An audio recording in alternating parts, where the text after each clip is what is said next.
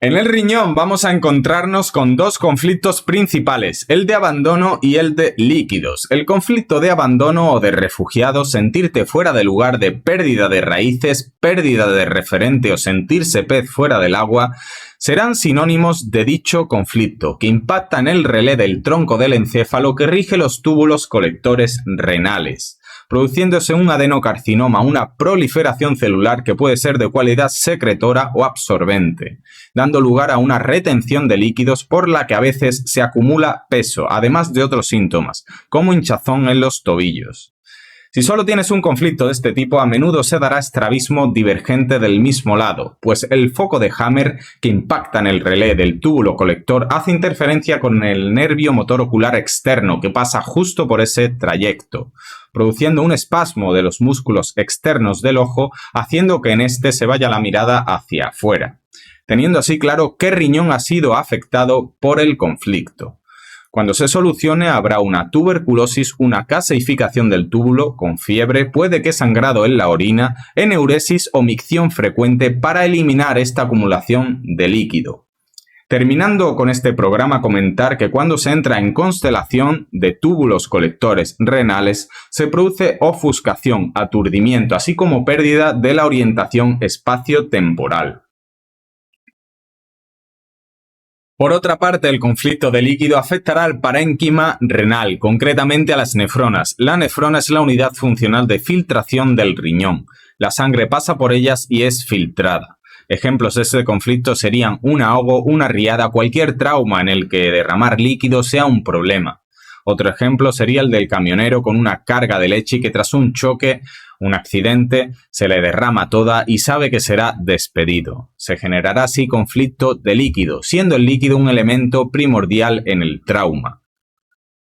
En esta situación lo que ocurre es que se produce una necrosis de las nefronas del parénquima renal, haciendo que se tengan menos unidades de filtración glomerular, filtración de la sangre. En dicha circunstancia, nuestro organismo necesita hacer una hipertensión arterial compensatoria, dado que tenemos menos capacidad de filtración. Si logramos que la sangre pase más rápido debido a esta hipertensión, se compensará este menor número de nefronas disponibles. Así pues, con menos nefronas pero con más velocidad en la sangre, se filtrará la misma cantidad. Esto será una adaptación natural necesaria del programa. Y si bajamos la tensión con medios externos, aumentarán los niveles de creatinina y urea en sangre, ya que mermaremos nuestra capacidad de filtrado. Por lo que hasta aquí, en fase activa, habrá necrosis de las nefronas y en solución se van a producir quistes que tras 9 meses tendrán capacidad de filtrado.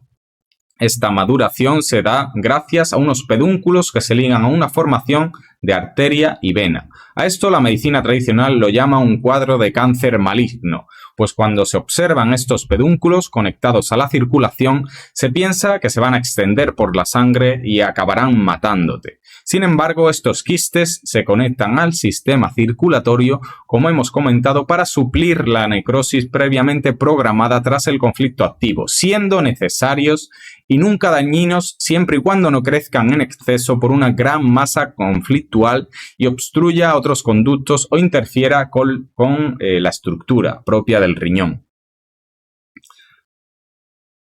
¿Y qué serían las llamadas piedras en el riñón? Pues serán depósitos de calcio y de urato. Los depósitos de calcio se acumulan en las cavernas tras la caseificación de los tumores de túbulos colectores renales, formándose esta acumulación de calcio que se endurece y crea este tipo de piedras.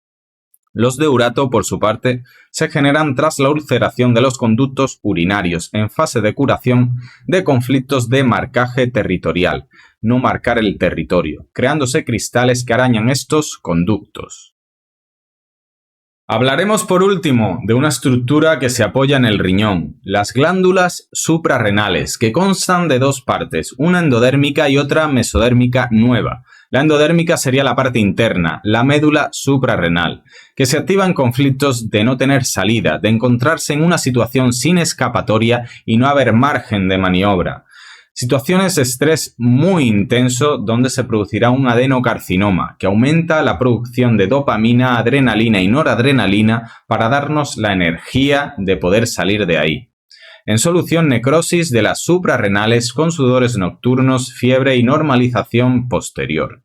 En conflictos de haber tomado el camino equivocado, se necrosa y bajan los niveles de cortisol. Nos cansaremos antes haciendo menos, incluso puede cursar con depresión, fatiga crónica, y todos estos síntomas están diseñados en la naturaleza para que el animal perdido se quede parado hasta que reaparezca su manada.